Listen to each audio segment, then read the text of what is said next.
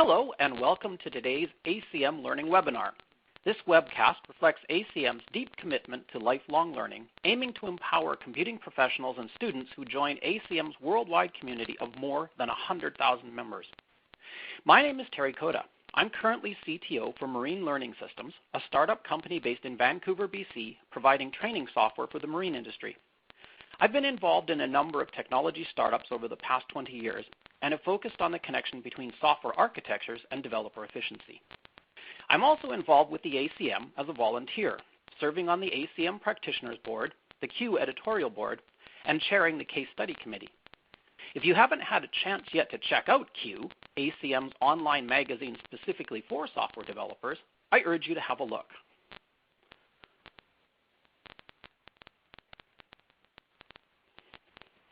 ACM offers innovative educational and professional development resources that bolster skill sets and enhance career development opportunities.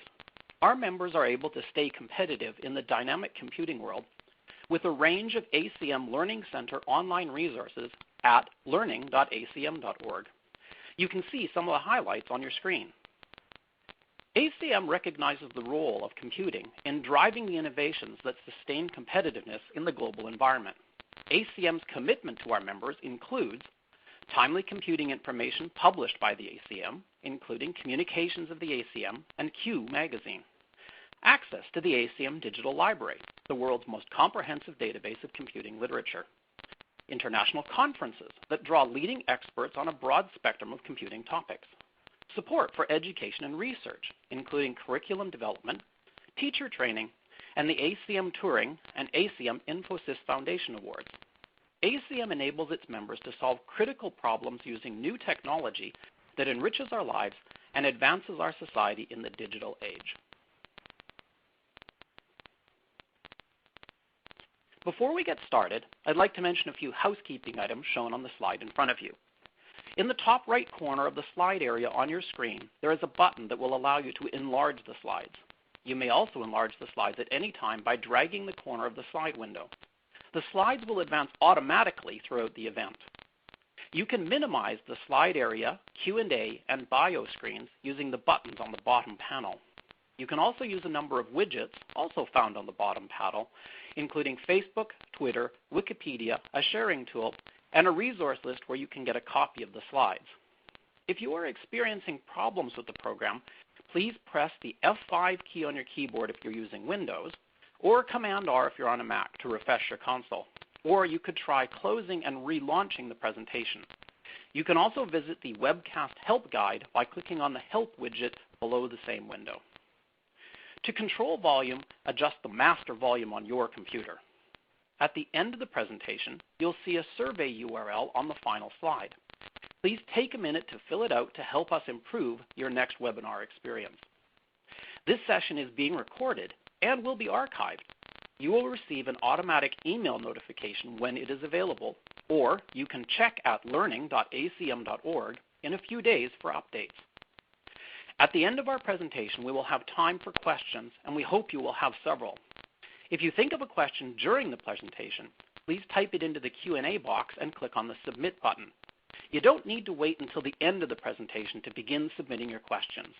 You may also use the Q&A box and the survey at the end to suggest topics for future webinars of interest to you.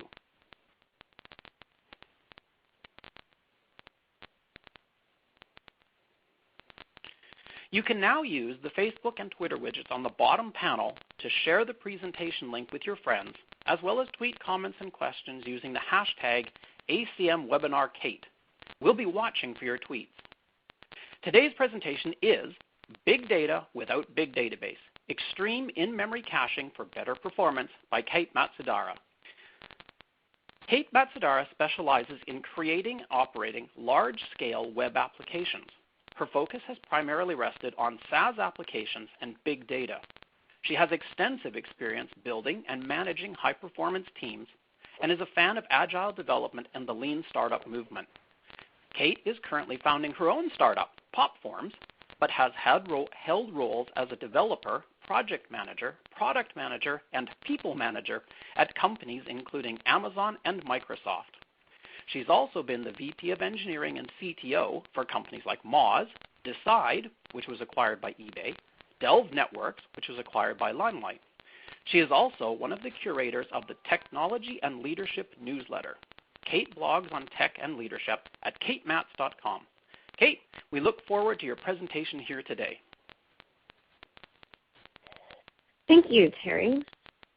Welcome, everybody. Good morning. Hopefully everyone can hear me okay. Today, I want to talk to you about big data. But when people normally talk about data and scaling, most of the talks or information is about how to manage and process lots of data quickly. And that's definitely one way of thinking about large data sets, how you can handle more faster. But another approach, and the one I want to talk about today, is to think about how to make your data smaller. And that way you can use the tools that you already have to make things fast. And so my talk is really about this approach. And this technology that was the basis for this talk was built when I was at Decide.com, which was acquired by eBay earlier this year. So when you think about data and applications, there are typically two types of data. There's data that is user data or transactional data, which is the stuff you put in your shopping cart, user accounts, that sort of dynamic data. And then there is reference data. And so when you think about these two different types of data, this talk is really about reference data. But that's actually a good thing, because if you think about most sites, like for example, this is a picture of Amazon's catalog, 95% of what you're seeing is reference data. And the user data is actually a really small amount of data, on the page. Similarly, this is a screenshot of Bing Travel, and most of the data on the page is reference data, and you have a very small amount of user data up in the corner. And when a user goes to a web page, they're seeing so much reference data. And the one thing that's really important about reference data that is different than user data is that reference data needs to be fast. You can't have slow reference data and a good customer experience, since it's so much of what users see. And typically users also expect they'll have some level of forgiveness for data that they're interacting with or changing at that moment. And so as they interact with your site, you've got to make it fast. But let's talk about what fast really means, because sometimes people think about fast differently. So when I talk about fast in this talk, and I'm talking about fast like reading from memory. And so a read from memory is typically 100 nanoseconds. And this is much faster than retrieving something from disk, even SSDs, which are very similar to the order of magnitude in which you're doing a disk read, or going across the network. And to put this into perspective, one way of thinking about it is that if you're sitting at home and you're like, I really want to eat a hot dog, reading from memory is like walking over to your fridge and pulling a hot dog out and making it.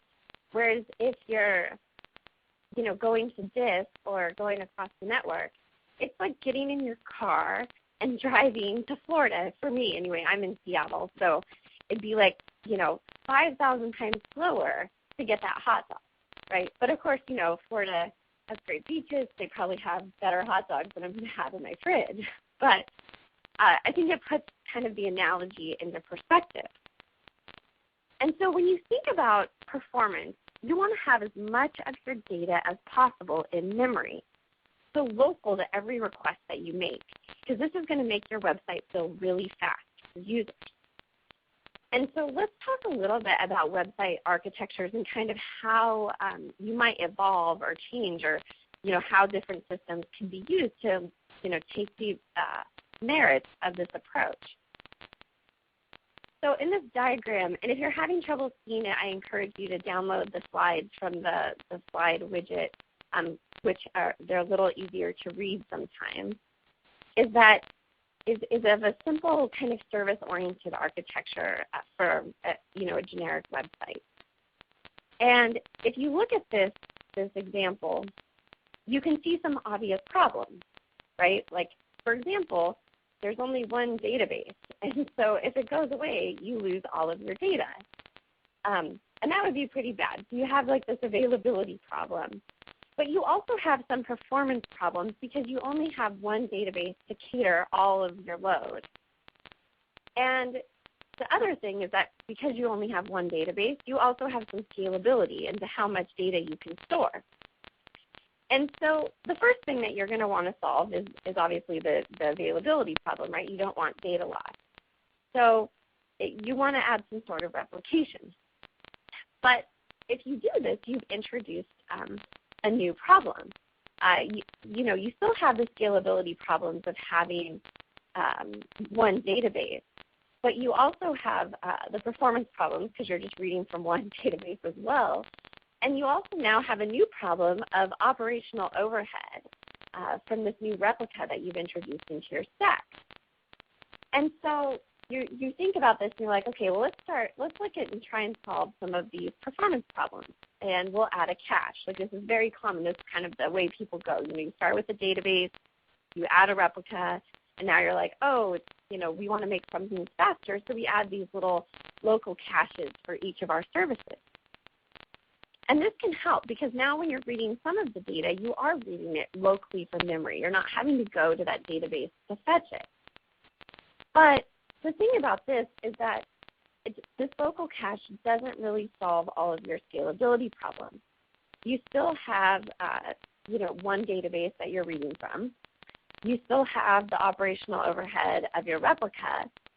And you still kind of have some performance problems. I mean, some queries are faster. But you've introduced a new problem, which is consistency, because not all of these caches are going to have the same amount of data, or you're going to have to worry about, are the data in the cache actually fresh and consistent with what's in the database. And the other new problem that you've introduced is what I like to call long-tail performance problems.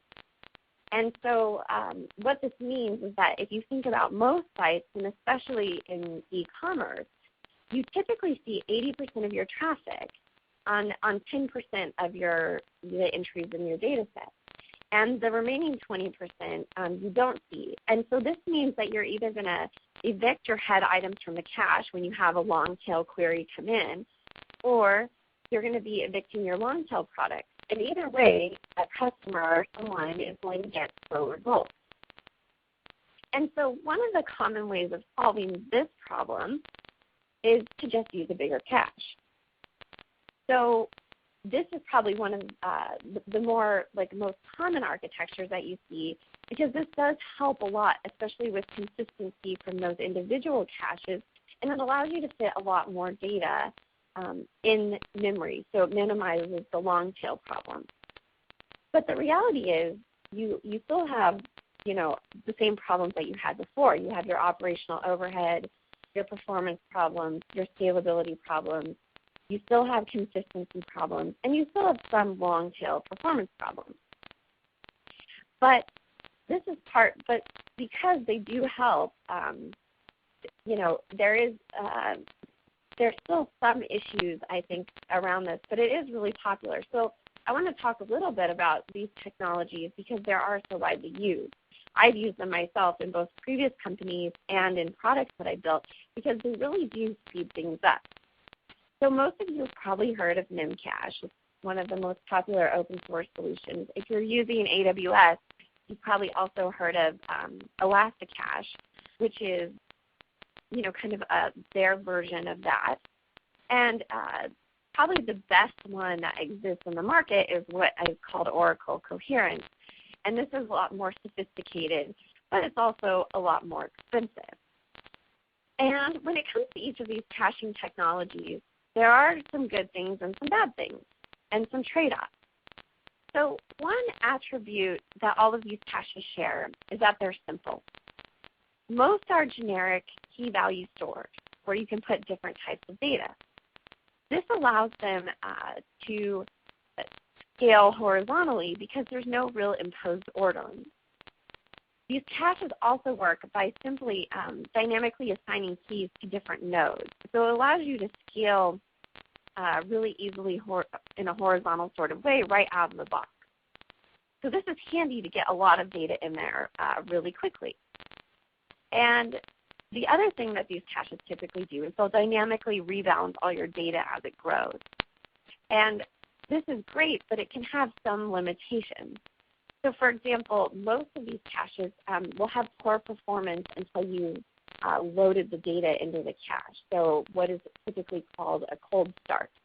So you'll either have to build some intelligence to kind of do that in a smart way yourself, like custom code, or you'll just have to tolerate that in the beginning, right? There's a lot of people will build kind of cache preloaders.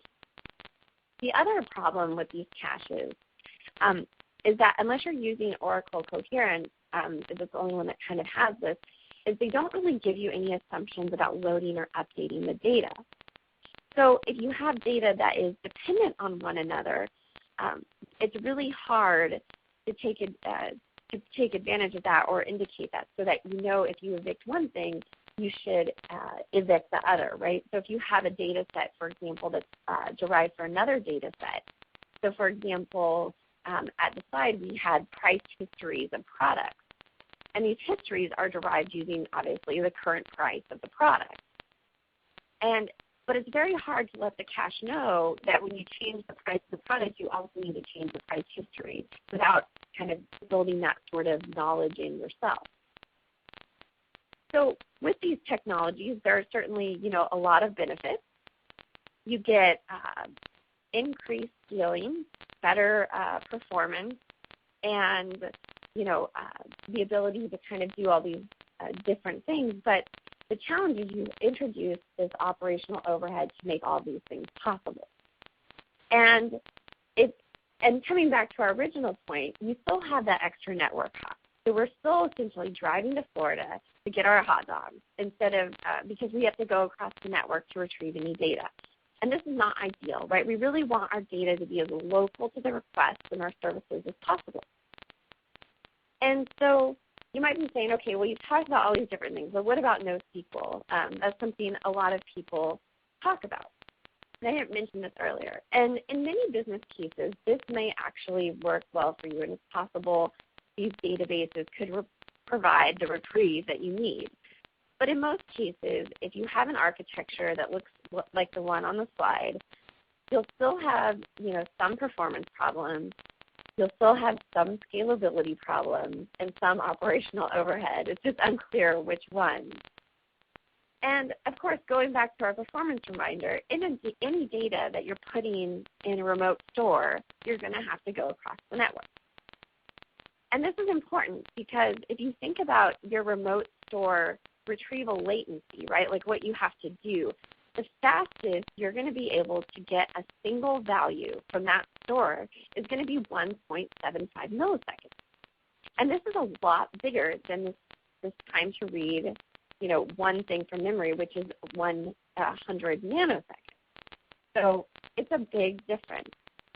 But if you're just retrieving one simple value, it's actually not that big a deal, right? Because you have to go across the network anyway to even get any data. But it's when the whole round trips are taken into consideration and when you're retrieving a lot more than one value that this becomes really significant. So, for example, if you're doing data mining or a lot of data scans, or you're looking at a lot of this data from your storage, this can really add up. Or if you just want to show a lot of data to your customers in one screen, or you have a very interactive web application, for example, you're using a JavaScript framework to allow your users to interact with a lot of data really quickly. You want that app-like feel. In these cases, every one of those requests is making a round trip, and that can really add up, right? Like just looking at the math, accessing 1 million random keys, you're looking at 30 minutes from a remote store. So that's really substantial over those large data sets. And the fact is, when it comes to databases, there's this fundamental truth. And I'm not going to tell you what it is. I'm actually going to read you some quotes about database because I think it's always better in other people's words. So this is a quote about Mongo, and it says, as the size of your hot data set, the data frequently read at sustained rates above the disk I/O capacity, approaches available memory, write operation bursts that exceed disk I/O capacity can create a trashing death spiral. Well, that doesn't sound very good. So I'd be saying, well, that's Mongo. That's one of those random NoSQL databases. But here's a quote about Redis, which is a database often used for these types of applications where you have this kind of key value store and you want to read really fast. And it says about Redis that Redis is an in-memory but persistent on disk database. So it represents a different trade-off where very high write and read speed is achieved with the limitation of data sets that can't be larger than memory. And this just hits home the point that if you're using databases, they are really fast when you can fit everything about that database into memory. And this is an incredibly powerful concept because if you realize that your data is only fast when it all fits into memory and you're using it in this database, then the question becomes, can you do this yourself? If you really need your data to be fast and everything in the database needs to fit into memory, why can't you make that part of your own application? And so this is how our original architecture kind of came about, was we were asking ourselves the question, is there a way we can fit as much of our data set, this reference data, into memory and make our queries and website really fast? And so in this new architecture, we get rid of our big database. So we lose we get some operational relief there. And we load all of our data from the file system. And so we also have that same availability. We can cache and kind of scale infinitely in this thing because all of our data fits in the service. So every time we add our new service, it's really simple. And we have a performance improvement that's really significant and substantial because we have every single piece of data that we're reading in memory local to that service. The one problem that we still have is consistency because obviously you can't update all that data in real time. And so I want to talk a little bit about how we fix that problem. So to fix consistency, we kind of use two key techniques, which is with our business, we have decided that giving users a great experience is more important than having the data be absolutely accurate 100% of the time. And this is a really important trade-off. Not every business is going to make this trade-off.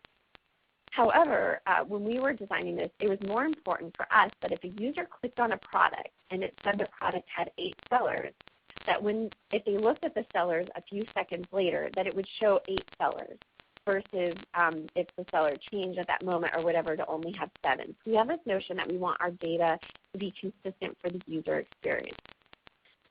And so to make this work, we use two things. We have the notion of a deployment cell. And in this, we deploy all of the data in the cell together. So that's all the different parts of the dependent data sets and everything. And that service, that everything in that cell won't handle any requests until that data is loaded and ready.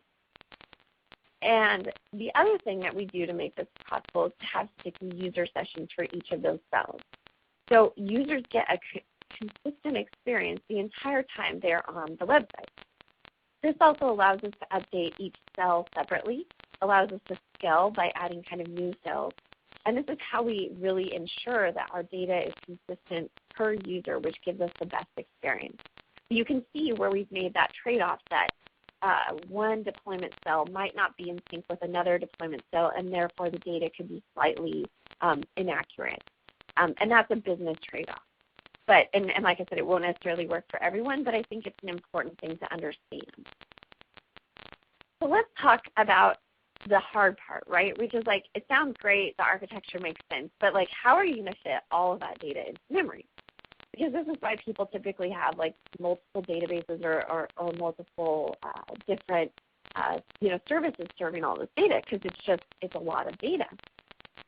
But there's actually a lot of ways of doing this. And one of my favorite quotes that you often hear is that people always talk about premature optimization is the root of all evil. And it really is. You don't want to solve problems that you don't have. But the thing is, most people fail to mention the last part of this quote, which says which basically says that you don't want to pass up the opportunities where there are places for huge performance gains in your application. And so if we come back to my question of how do you fit all this data into memory, I want to talk through the strategies to how to make this possible. And so the answer is going to come into 5 parts. The first part is about your domain model design. And I'm a big believer that most scaling problems in applications typically come down to data. And so really understanding your business and your customer use cases are the keys to really creating a good data model. You have to ask yourself questions like, how are customers accessing our data? And what are the business needs or business logic for showing and rendering this data? You need to just really have an important understanding of your data and how it's going to grow, how it's going to be used to build a scalable system. And so I'm going to talk through some guidelines, and I'm going to go through these a bit more in detail in a bit. But the first one is really about you want to keep your data immutable. Recently, I've been doing a bunch of Objective-C programming. And so for anyone who's done that, you will know that every object that you create is immutable by default. And you actually have to override it and say it is mutable if you want to write the data to an object. The reason that they do that is that on a small phone where you have limited processing, speed is really important, and this immutability makes everything faster. The thing is that even if you're not on a small device, you can do this with the data on your website too, and it's going to really help a lot. But to do this, you have to understand your data. You have to understand when you need to read it and when you need to write it. And immutable objects will help a lot with concurrency. So if you're using a Java or a garbage collected language like Java or Ruby, these languages love immutable data because it makes garbage collection and everything much faster. The other thing that you want to do is you want to use independent hierarchies. And I'm going to talk a little bit more about this, but in school, people typically talk about, object-oriented programming. When you do programming interviews and stuff, people are always talking about, inheritance and instantiation. But in real life, that sort of normalization and structure can actually hinder performance. So I think it helps to take time to understand what the hierarchies actually are and how your data should be represented in your model. Because sometimes good object-oriented design doesn't make sense in production systems. The other thing that you want to think about as you are trying to fit your data into a small space is how to optimize it. And I'm going to cover a whole bunch of strategies on how to do this shortly. So I'm going to gloss over this point for now and move on to my next slide, which is about interning. So do you know what interning is? Now, so if we were in a talk, hopefully people would raise their hand, but you guys can't. So, and I don't mean interning over the summer that you do, but interning your data. So I actually didn't know that much about this until a couple of years ago. So don't be sad if you don't know what it is. For those of you who don't, it's a technique that you use on immutable objects. And so by interning your objects or your immutables, what you're saying is you're saying don't copy it. So when you refer to a string, you're actually referring to that same string in memory. So for example, if you have a string that is like the word pot, P-O-T, and you later want to use the word hippopotamus, interning will say don't make a new copy of the substring pot. It will, so using hippopotamus, so it'll only ever show up once in memory. And this can save a lot of space. You're not creating all these extra objects, and you're also allowing comparisons to happen really fast because you're not comparing whole strings, but the pointers to strings instead. And it's really, really easy to implement too. And I'm not going to go over this code specifically, but this is basically how you would do it, and you can download the slides to kind of look at this in more detail. I just want you to see that what interning in action really looks like. And I know I mentioned independent hierarchies before, but I wanted to show a visual representation of what I was talking about earlier. So in this diagram, I'm showing you kind of a real-life example of how we did it with our product data. So normally, if you think about a product, and you have offers on a product, which are like sellers selling that product, you would say, okay, you would maybe have a product like object, and the offers would be part of that product. But what we did instead is we would separate this out and have a separate offer feed. And the advantage of doing this is that when you want to create a view of the product, you have to pull all the offers for that product using the ID. And this seems a little counterintuitive, right, because you have to look it up in two places.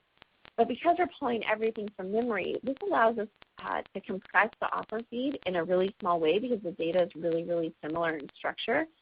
But it also allows us to express the dependencies because the product info, like the description of the product and things like that, aren't likely to change, but the offers are likely to change a lot more frequently. And so it allows us to kind of take advantage of those different granularities of changes and expirations in the data set and how they're collected. And so there's a lot of advantage to this independent hierarchy. Another thing that is important as you think about your data, and I know we talked a little bit about the main model design previously. Now I want to talk a little bit about selection optimization. And this also involves, really great knowledge of your data. And an example that I like to talk about is, just being smart about the data structures that you use. So you can see these different types of, Java data structures for primitive keys and values. And each of them is really different in how they're represented and stored in memory. And so choosing the right one is really important. And so, for example, one of the things that we use, which is called Trove. And if you haven't heard of Trove, it's not as important if you're not using Java. But the difference between Trove and a normal hash set in Java is that Trove uses open addressing instead of chaining to insert new elements. So what this means is that every time you have a collision in a normal hash set, it's creating, there's basically a little map into that item, and it adds it into the slot. That's what's called chaining. Whereas with open addressing, it means that when you want to add something new, you probe and kind of iterate for a new spot. And this saves you a lot of extra time because you don't have those maps generated at every kind of entry in the hash table. So they're much smaller. And because Trove collections are also always a prime number, you tend to get an optimal distribution of entries, so it can be very fast.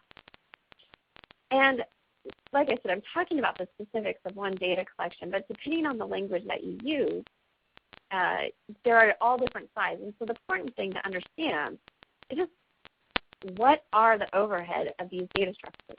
And it's not always one size fits all. And the algorithms that they use to manage those data structures under the covers can really impact your overall performance and storage. And another example of this, and just understanding your data size, is that instead of using a built-in Java hash map, you can actually write your own. And this makes a ton of sense if you have small immutable collections, so typically things less than 20 objects, because the overhead to store 20 objects in a standard hash map is actually quite high. And so this is kind of some sample code to do it, but just to kind of illustrate the space savings for you, if you have a standard Java hash map, you're looking at, over 100 bytes per entry. But if you use your own little compact immutable map, like the code I showed on the previous screen, you're looking at a much smaller amount of code to have that space. And this is really exciting. And the exciting part isn't that you get to write your own data structures, which I think is kind of cool, and I definitely would have wanted to do when I was younger. It's the order of space savings that you get from this. And this this is actually really big in terms of fitting your data into memory. And because it's so simple, it's actually not very error prone either, right? So you don't lose anything by doing it. So we talked a little bit about collections. Now I want to talk a little bit about numeric data. So when it comes to this, numbers compress well, and they tend to take up less space than integers. But you have to really understand your data to create the right data structure for it. So I'm going to walk through this like a real-life example. So when we were at the side, we had these price histories, and they would have a lot of data periods over a period of time. And for each of these price histories, you can't see them on the site anymore because it doesn't exist, but here's a screenshot. But for these price histories, let's say we had 1 million products. We had a lot more than 1 million products, but to make the math easy. And we had 2 offers per product, so 2 people selling it with a price, and a price history of about 2 years. You're looking at about 2 billion price points for all of that data.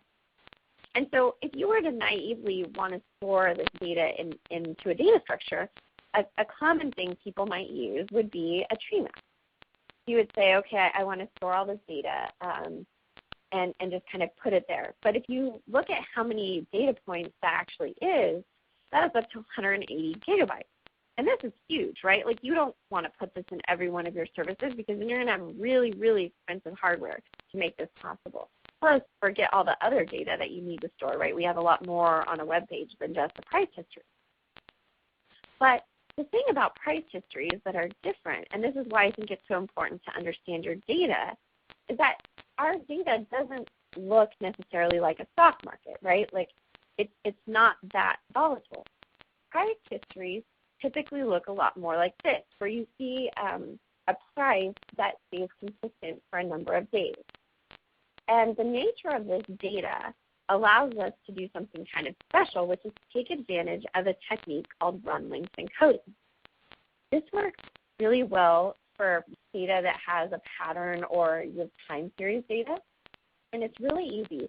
You just use the length of the run or the series to represent the duration of that data, right? So you have 6A, so you have 6A, and I'm sure you guys are smart people, so this is obvious. But what we did for price histories, which I thought was kind of clever, is that we use a positive number to represent the price, and we always use short since the prices aren't crazy numbers, and we end up dropping the pennies on each transaction. So we use round numbers to make this even better space-wise. And this doesn't look quite right in here, like the numbers are wrapping. So again, download the slides if you want to see a better view of this diagram. But the interesting thing here is that we use negative numbers to represent the run length, so the time that price is in effect. And then we'll use 0 when the product becomes unavailable. So it's kind of a special number for us, or if it had no offer, no sellers. And so this then allows us to store this entire array for a whole price history for a product over 2 years in just 74 bytes. And so for this, 1 million, this 1 million products and the 2 billion price points, you're looking at only 1.2 gigabytes of space to store the same amount of data. And this is a drastically kind of big savings, right? That's much, much less than your 180 gigabytes of data. Another interesting thing that we did with this that I think is worth calling out is that we built all the functions of our price history to operate on the encoded data itself. This means that instead of uncompressing the data to get like the number of price changes during a time period, we would write a function that did the same thing that worked just directly on the encoded data. This makes things really fast for rendering and doing things because we don't have to transform the data in any way. But I just want to reiterate the point that this is only possible if you know your data. And I mean, you have to really know it, like know it intimately. What are the boundary cases? How big can it really be? What are you using it for, and how do you plan to use it in the future?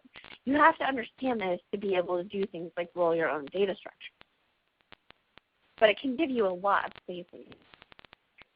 So we've talked a lot about numbers and these different things and data structures, but let's talk about text, because I think a lot of the people, when they think about reference data, it's not necessarily numbers, but it's text.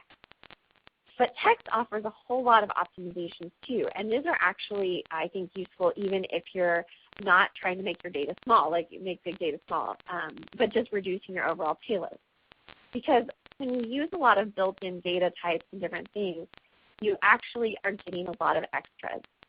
So for example, if you're using Java, or it stores every string as UTF-16. So it can support any type of localized language, so Japanese, Chinese, whatever. But if you only have Latin characters in your data set, which is really, really common, you can force these strings into a byte array and get savings of over 50% per string in the amount that you're storing. So if you're doing this within your database, this can actually make your databases faster too, because you can fit more of your data in memory. The JVM actually has a flag for this. It's a non-standard flag called use compressed strings that can do some of this for you.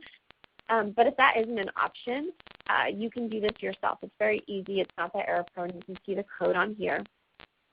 And if you do have international character sets, though, it's actually using those character sets as a way of partitioning your data is super smart, because typically, now it depends on your business application, you're not serving Latin character sets on the same view as like Chinese or Japanese.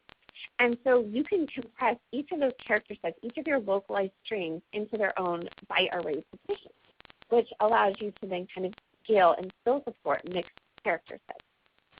And like I said, of course, it depends, but it's a pretty natural segmentation. Another useful technique is to break up your data by shared prefixes. This is particularly useful for URLs, where you typically have, www, repeat over and over, HTTP or HTTPS. This is also, shared prefixes are a really great place to use interning, what we talked about before, which is, instead of creating www for every single URL, it's just going to create one substring, which is going to save you a lot of space. So this technique is also really helpful because like strings tend to compress really well, and so you're just going to be able to get a lot of compression and storage there. Another thing, and this looks like a lot of code, but if you have alphanumeric strings that are not case sensitive, you can convert all of your strings into longs, into numbers basically. And we know that from earlier that numbers compress really well. And so this can give you a really big advantage when you're compressing kind of shorter strings. But I wouldn't do this if you have a lot of long strings. And since it's case insensitive, obviously sentences and stuff probably aren't the right thing. But small, short strings can be a really big advantage. If you do have longer strings, though, there are a bunch of options available to you. I'm sure many of you have heard of gzip. There's also gzip2, which is typically slower than gzip, but it can result in a smaller compressed payload. And if you're using much bigger strings, just make sure that you are converting these strings to byte arrays before you do your compression, because it's going to give you a lot more space savings. So that same byte array trick still works. And now kind of the final part of optimization and getting stuff into memory is I want to talk about JVM tuning. Now, this isn't a talk about Java, so I'm going to be kind of quick, but I think the methodology of thinking about your programming language and your runtime environment is really important because it's going to give you more options and allow you to do more with the memory that is available on that box. So with JVM tuning, you want to make sure that you are using compressed pointers. This is, again, a flag that you can use. Use low pause. Again, this is sort of obvious if you've ever done any of this. Another thing is just thinking about your heap size. So how your data is used can really impact this. And using generic out-of-the-box default, oftentimes it's going to shortcut the memory and what's available to you. And so I would just encourage you to think about that. And to do this well, and I would actually, I think everyone should go and do this, which is I'm going to give you two little tips. Is you've got to know what's happening in your system. So if you've never used a garbage collected language and printed your garbage collection, that's like your homework, because it's really insightful and it's a great way to learn about what's actually happening in your system. The second thing is that if you're still seeing a lot of pausing or having issues or garbage collection is becoming a problem for you, that may be a sign that you need to partition your data to really scale it where you need to be and have kind of smaller peaks overall. But hopefully this gives you some ideas on like how you might get your data into memory. So just to kind of summarize some key takeaways for you before we wrap it up is that you've got to know your business. So you need to know like what you can tolerate. Can you tolerate data being inconsistent, and in what use cases? Can you tolerate different amounts of user data? What needs to be fast? What needs to be slow? What needs to be written? What doesn't? Right? This is knowing your business logic. You also need to know your data and how you're storing it. Are you storing it in the right data structures that are actually optimum for your use case? Should you be writing your own, because the overhead of the built-in ones are actually causing you to use a lot of space, right? And then the last thing is know when to optimize, because you, like I said in the beginning, you don't want to solve problems that you don't have, but sometimes small optimizations can really add up. So that's the end of my talk, and so I'm going to take some questions now, and if anyone has them, so I'll turn it over to Terry to kind of give those. Thank you, Kate. I have brought up the slide at the back end here that gives you some further information about AECM Learning's webinars, and now we're going to start having a look at some of the questions. So, Kate, there were a couple of questions about what it means for what does big data mean, right? I mean, when is something big? How do you quantify that? Well, I mean, I think it depends, right? Like, I think,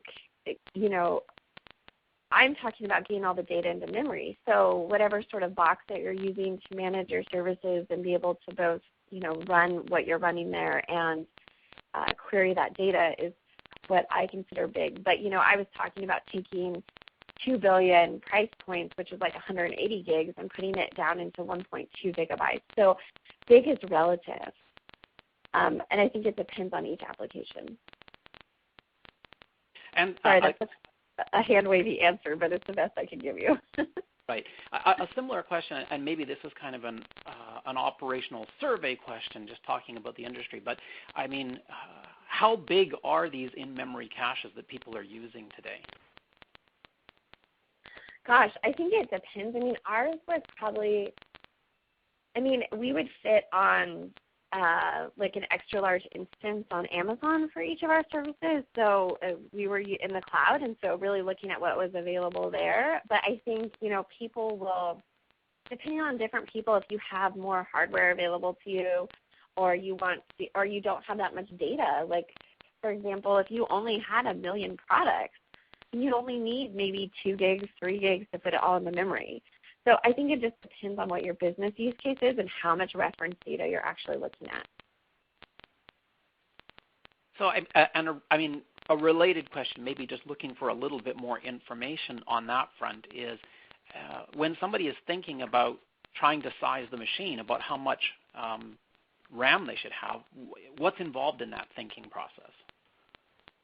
Well, I would model my data first and realize, like, how much data do I actually have, and then how much you need memory to run your services. So we were using Java, so we needed memory to run our JVM and do different things there, right? So you have to think about the overhead of running your application. You have to think about actually storing this data in memory. But most sites, most applications, they'll use these like local service caches and things like that, like kind of already. And so people are doing in-memory caching already in most cases, unless their data, they have to go over the network or whatever to get their data every time. And then I'm questioning, like, do you really want to do that for all of your data? But I think it's thinking about it. It's thinking about how big your data actually is and modeling that. Like for us, we knew how many products we had. We knew those sort of things. I mean, things that were unknown were like how many users, things like that. And those are why I call that like user data or dynamic data that changes. But for us, like on a 24-hour basis, like that product data was pretty consistent. And so it was very easy to model like how big it needed to be. And then from there, we could say, okay, this is the type of hardware that we need. And if you're in the cloud, you have a lot of flexibility in that because you can change it. It can scale with you, those sort of things. If you're like buying or provisioning your hardware, it can be different. In that case, then you need to do a lot more, I think, modeling up front and thinking about how your business and your data is going to grow, so that when you acquire the hardware, it's going to support you for the lifetime that you need to in the architecture that you've designed and taken the time to implement. There have been a couple of questions related to garbage collection. So asking about just some examples of how long GC pauses you've kind of experienced in production, a little bit more detail perhaps on how you reduce those, and asking, I guess, whether there are any differences between different languages in terms of the quality of garbage collection that they have, and maybe, I guess, even whether one should contemplate using a non-garbage collected language to avoid this entirely. Well, gosh, Terry, I am probably not. I am not a garbage collection expert. Actually, so I'm not necessarily sure I'm entirely qualified to answer all of those questions. I will say what we would tune we would try and tune to minimize the amount of pauses that we see based on kind of our use case that we tolerate. I don't have exact data, unfortunately, like at my fingertips. I'm sure I have it written down somewhere of actually how long they were. But you can print garbage collection and see for yourself, and like I'm sure what you're experiencing and like if that's actually impacting your service. And sometimes just changing your heap size and things like that can help a lot with that. Another thing to answer the question about if you're using immutable data, you're going to get much better performance with garbage collection, right? So that kind of goes to the question of using non-garbage collected languages where you're managing all your memory yourself. I think nowadays most languages, or a lot of popular languages, are garbage collected, and so it may or may not be an option for you. I mean, if it is, then that's one of those things you have to manage, although you then have to deal with managing your memory yourself, but that may be fine. But I think the biggest thing I would say to people is if you're doing a garbage collection, and you want to see performance or improvements, and you haven't set up a lot of immutable data, that would be the first thing I would do. And then interning your immutables and things like that, because just whatever you do to minimize what's allocated and what's on your heap is going to save you cycles in that, right? It's going to save that turnover and that kind of iteration through it. So. Thanks, Kate.